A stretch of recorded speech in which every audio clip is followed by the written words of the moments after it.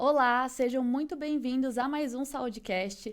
Meu nome é Beatriz Leite e eu estou aqui com a doutora Lígia Mascarenhas, que é ginecologista e coordenadora da área técnica da saúde da mulher aqui da Secretaria da Saúde de São Paulo.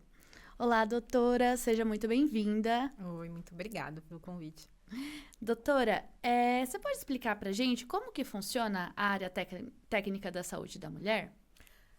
A função da área técnica é colocar as diretrizes do SUS focada no público de gênero feminino específico, não necessariamente mulheres cisgênero. Então, a gente procura trazer questões relacionadas tanto à saúde reprodutiva quanto a outras questões que batem nessa questão de gênero em todas as fases da vida da mulher. Quais são os principais eixos de atuação da área técnica? Nós atuamos na questão de rastreamento, o tratamento, cuidado em relação aos cânceres ginecológicos mais prevalentes, que seria o câncer de mama e o câncer de colo uterino, a questão da saúde reprodutiva em todas as suas facetas, né, de planejamento familiar, infertilidade, enfim, todas essas questões, e a saúde da mulher em geral, não só saúde sexual e reprodutiva, mas a gente busca uma interlocução com outras áreas também para que a mulher seja vista de uma forma integral, que é o que precisa hoje em dia, né? A gente não pode só pensar em útero ou mama. A gente precisa ter uma pessoa ali, né, que carrega esses órgãos. Então a gente tenta fazer a interlocução de uma forma articulada com todas as áreas. E, doutora, se a gente for pensar como que a saúde da mulher atua nas diferentes fases da vida da mulher, como que a gente consegue estruturar isso? Começando, por exemplo, qual que é o momento ideal para começar a procurar o ginecologista? Bom, a saúde da mulher, ela atua desde a concepção, através do pré-natal, né? Então, um pré-natal bem feito, qualificado, já vai ser o nosso primeiro passo na vida daquela menina. Depois a gente tem uma pausa, que é na fase da infância, em que ela vai estar mais focada na atenção com o pediatra de saúde primária. E aí, por volta de uns 11 anos, quando ela começa a menstruar, ela meio que volta para a questão da ginecologia propriamente dita. Não existe uma fase específica em que a menina precisa ir para o ginecologista, porque existem, às vezes, malformações ou alterações genitais que talvez precise de uma avaliação com um especialista, mas isso é mais raro. Em geral, as meninas começam aí por volta dos 11, 12 anos, justamente por conta da menstruação. Algumas meninas têm muita cólica, têm um sangramento irregular, e isso acaba chamando a atenção do cuidador para levar para verificar se está tudo bem. E é quando a gente começa a perceber os caracteres secundários. Então, muitas vezes aquela menina que não tem mama, que não está desenvolvendo bem, ou que está com excesso de pelo. Então, geralmente nessa fase da puberdade é quando elas começam a ir no ginecologista.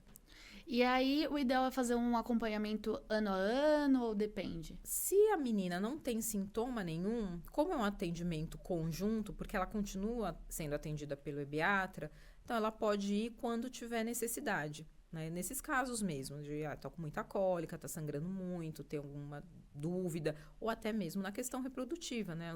A idade média de primeira relação sexual no Brasil é por volta de 13, 14 anos. Então, já é uma idade. O ideal seria que elas fossem antes disso, né? Tem a questão de vacinação do HPV, então tem muitas brechas que a gente pode preencher nessa consulta com o ginecologista. Pode ir ano a ano, mas, em geral, se ela não tiver sintoma nenhum, ela pode continuar acompanhando só com o pediatra. E aí, passando para as outras fases, quando a gente começa a falar de contracepção, planejamento familiar, como que a área atua? A partir do momento, né, que ela entra na puberdade, a questão da contracepção passa a ser muito importante. A gente tem um foco bem grande nessa parte de fazer com que a mulher ela tenha escolha sobre quantos filhos ela quer ter, quando ela quer ter e se ela quer ter. Além disso, a gente também vai atuar nessa mulher numa fase mais adulta, em relação a outras questões, que é a própria coleta do exame de citologia oncótica, que é o Papa Nicolau, que começa a partir dos 25 anos, a avaliação das mamas, a avaliação de doenças que são comuns da fase reprodutiva, como os miomas, sangramento uterino, os nódulos de mama, que podem não necessariamente ser malignos. E aí a gente vai acompanhando essa mulher na vida inteira, né? É o momento por volta dos 40 anos, mais ou menos, que é quando inicia a fase fisiológica do climatério, que é quando começa a ter de novo uma irregularidade menstrual, começa a sentir calor, começa a sentir vagina um pouco mais ressecada, e aí passa pela fase do climatério e na pós-menopausa, que são outras questões, né? Osteoporose, doença cardiovascular, alguns cânceres, até o próprio câncer de intestino, que muitas vezes acontece nessa fase mais final da vida, que também é importante a gente avaliar, assim como demências, enfim, a gente acompanha a mulher o tempo todo. Na integralidade mesmo, né? E, doutora, quanto à contracepção, quais as opções que a cidade oferece hoje?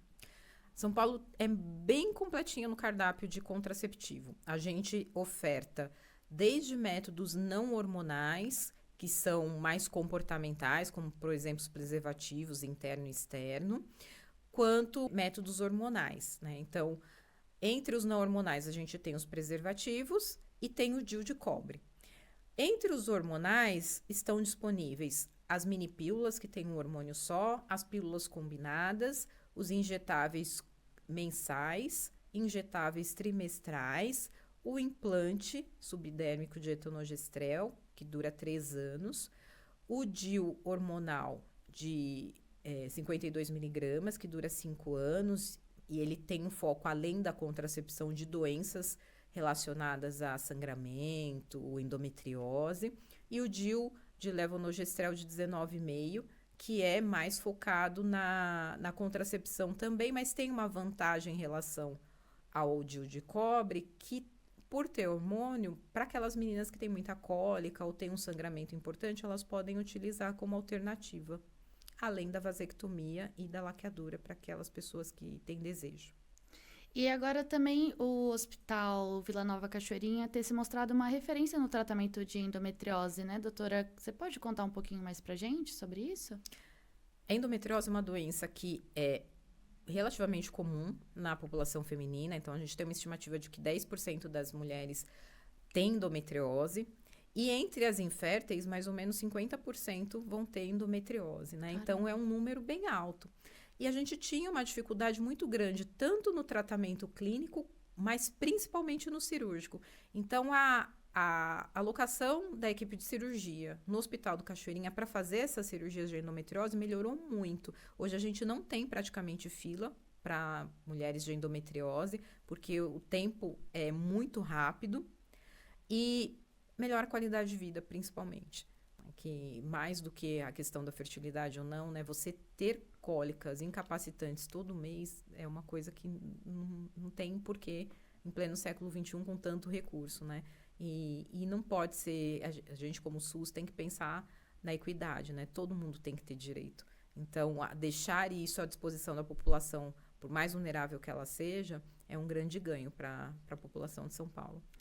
E, doutora, esse ano a cidade fez uma atualização do protocolo de tratamento para menopausa. Você pode falar para a gente o que mudou, o que a cidade está oferecendo agora? A menopausa também é uma fase que é muito importante, né? A fase de transição menopausal, ela é extensa, dura mais ou menos 10 anos. E aí, fazendo um levantamento baseado no censo de 2022, a gente viu que tinha muita mulher, né? Mais de 2 milhões de mulheres residentes na cidade de São Paulo estão nessa fase. E nós pensamos na questão de atualização do protocolo para atender essas mulheres de uma forma mais integral. Então, nós temos dentro do protocolo medicações hormonais para fazer a reposição hormonal com comprimidos, com até o DIU, que também é uma boa opção para essa população. Mas a gente tem opções não hormonais, tem os fitoterápicos que também estão disponíveis nas UBSs, e para aquelas mulheres que não querem fazer medicação, dentro do protocolo também tem orientações sobre cuidados gerais de saúde, em relação a ganho de peso, em relação à atividade física, práticas integrativas, que também são extremamente importantes em qualquer fase da vida, né? Mas principalmente nessa de climatério e pós-menopausa. E quais são os sintomas que identificam essa chegada na menopausa? Quando procurar um médico nesse sentido? Então, a menopausa, o diagnóstico é clínico. Eu vou começar a perceber uma irregularidade menstrual, então pode ser que a mulher tenha muita menstruação e antes não tinha, ou o contrário, vai ficando rareada. Então, ela menstrua um mês, fica 2, 3 meses sem menstruar. Isso é um dos principais sintomas. Mas, junto com isso, vem também as ondas de calor, que a gente chama de fogacho. Então, é um calor que é muito localizado na região superior do corpo. Ele vem em onda mesmo, dura uns minutinhos e depois vai embora. Tem a questão da síndrome urogenital, né, que a gente chama, que é a secura vaginal. É a dificuldade, às vezes, para segurar a urina. Tem as questões de libido, de sono, sono que fica ruim, uma dificuldade para dormir em geral. Tem a memória, então a mulher ela fica às vezes como se fosse uma névoa na cabeça, ela não consegue concluir muito bem o pensamento, esquece fácil das coisas. Então, são vários sintomas que vão acontecendo com o passar do tempo, né? O que eu costumo falar é que, assim, a gente não dorme criança e acorda adulto, né? Você passa por uma fase chamada adolescência, que é uma fase de transição. A menopausa é a mesma coisa. Então, eu não vou um dia chegar na menopausa e acabou. Menopausa é só a última menstruação. Antes disso, eu tenho uma transição que é longa, que vai durar uns 10 anos. E nessa transição, a gente vai percebendo os sintomas. Tem mulheres que têm muito sintoma, tem mulheres que têm poucos sintomas e tem aquelas que não vão sentir nada. Independente disso, a cidade está preparada para receber essas mulheres dentro daquelas questões que elas têm. E, se necessário, receber medicação também. Você estava me falando uma coisa, doutora, em outro momento, que era sobre os sintomas como o fogacho mesmo, eles são normais desse momento, né? Mas não é porque é normal que você não pode fazer nada sobre ele, né? Exatamente, né?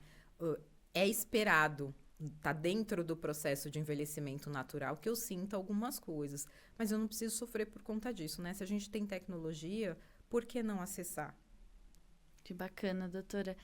E agora falando na questão de câncer de mama e de colo de útero, são os cânceres que mais têm mortalidade, né? Depois das melanomas.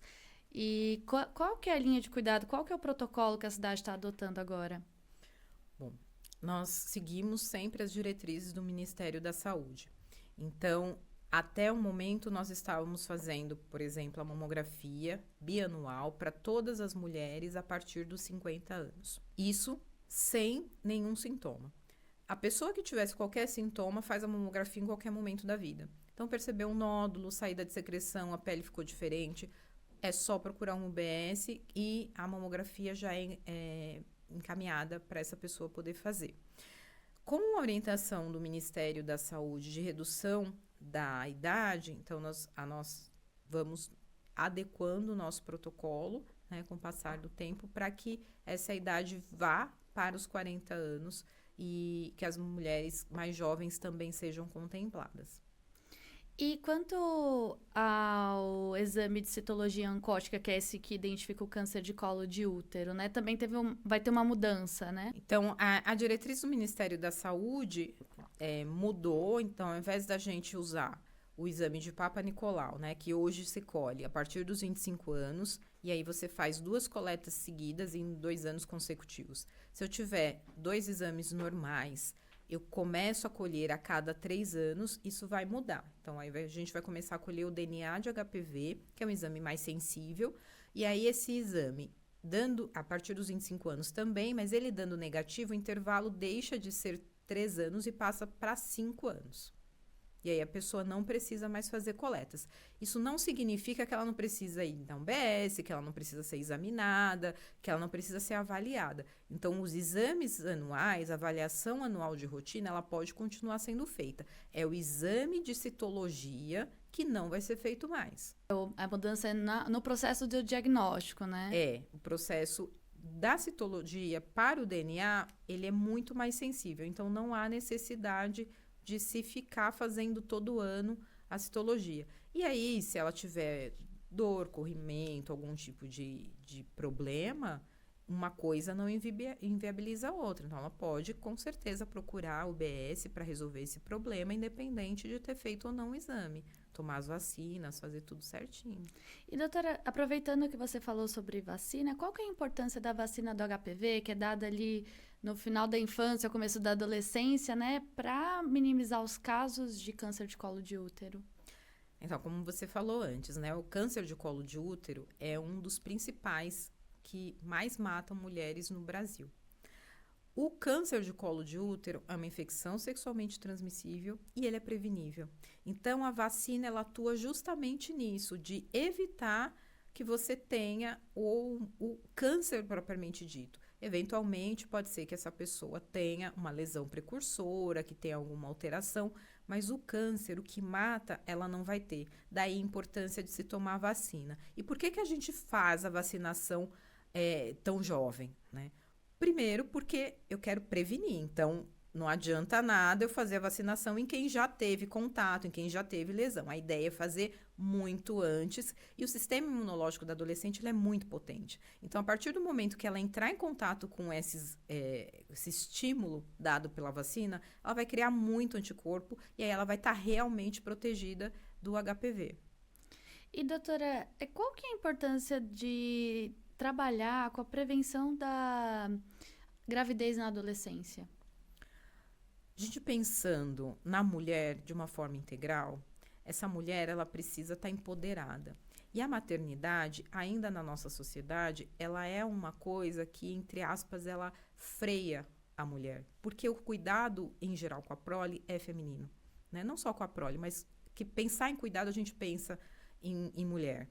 E aí, quando você pega uma pessoa que está em fase de formação, então já tem uma questão biológica, daquela menina que não está pronta ainda, ela está desenvolvendo um monte de coisa, o que já coloca em risco essa gestação. E eu acabo também acrescentando o risco social, né? Uma menina que, se está num ciclo de pobreza, muito dificilmente ela vai conseguir sair desse ciclo de pobreza. Ela vai parar de estudar, ela vai parar de trabalhar, ela vai ficar muitas vezes à mercê ou do pai dessa criança, ou de outra pessoa que possa ser provedor, já que ela não consegue se manter sozinha. Então, a gente precisa realmente olhar para a gestação na adolescência como um problema de saúde pública nesse aspecto. A gente precisa também olhar para essa gravidez sobre esse prisma, né? Será o quanto que isso é algo esperado, natural? Né, hoje em dia. A gente não está mais no século XVII, em que tinha uma expectativa de vida muito curta. Essa menina tem muitas possibilidades e a gente, como sociedade, tem que dar essa chance para ela. Daí a importância da gente ter tantos métodos disponíveis e disponíveis para adolescentes. Elas podem ir em qualquer unidade básica de saúde, o sigilo é garantido se elas tiverem a necessidade do sigilo e elas têm acesso a todos os métodos contraceptivos, com exceção da laqueadura. No ano passado foi inaugurado o primeiro centro de exames da mulher, que foi de Itaquera, e depois nós tivemos o centro de exames da mulher em Capela do Socorro, né, na Zona Sul. Como que esses equipamentos funcionam e qual que é a importância deles? Bom, o centro de exame da mulher, a ideia é facilitar a vida mesmo. Então, você vai até lá, faz todos os exames que você precisa e depois você volta na sua consulta. É importantíssimo porque no dia a dia, né, São Paulo é muito grande, as coisas às vezes são muito lentas, a dificuldade de mobilidade da cidade é grande. Então, você poder fazer tudo num momento só, né, você economizar tempo, abrevia tanto na questão de fazer diagnóstico, porque eu vou voltar ao médico já com tudo pronto, quanto na própria questão de comodidade do munícipe, né? E como que se acessa esse e todos os serviços da mulher aqui na cidade? A porta de entrada é sempre pelo UBS. Então, qualquer que seja o problema, é só ir na UBS mais próxima, pode passar na área de acolhimento, falar a respeito do seu problema e vai ter acesso aos centros de saúde da mulher, centro de referência da mama, hospitais, qualquer que seja o seu problema, a gente começa sempre pelo UBS. E, doutora, também existem algumas ações pontuais, como o Avança Saúde Mulher, né? Como que essa ação funciona? Outubro é um mês importante para a gente, né, da área técnica, justamente por conta do Outubro Rosa, mas nosso foco, como a gente já falou antes, não é só a mama, né, não é só para falar do câncer de mama. Então, durante todo o mês de outubro, são feitas ações nas UBSs, a gente aumenta a quantidade de ultrassons que estão disponíveis, aumenta a quantidade de mamografia, facilita o agendamento também de consultas, então ações de bem-estar, a questão de avaliação de pressão, monitoramento de medicamentos, ações de práticas integrativas, né, as PICs, orientações em gerais. Então, tudo isso é feito nas UBSs, das 8 às 17 horas em todas as UBSs do município. Tá ótimo, doutora. Muito obrigada pela sua participação. Foi muito esclarecedora. É importante a gente falar disso sempre e pensar nas mulheres como um todo, como você falou. Eu que agradeço e a nossa área está à disposição sempre para qualquer dúvidas, eventuais questões, a gente está à disposição de vocês. Obrigada. Muito obrigada pela sua audiência e voltamos em breve com mais uma edição do Saúde Cast. Não esqueça de curtir, comentar e compartilhar.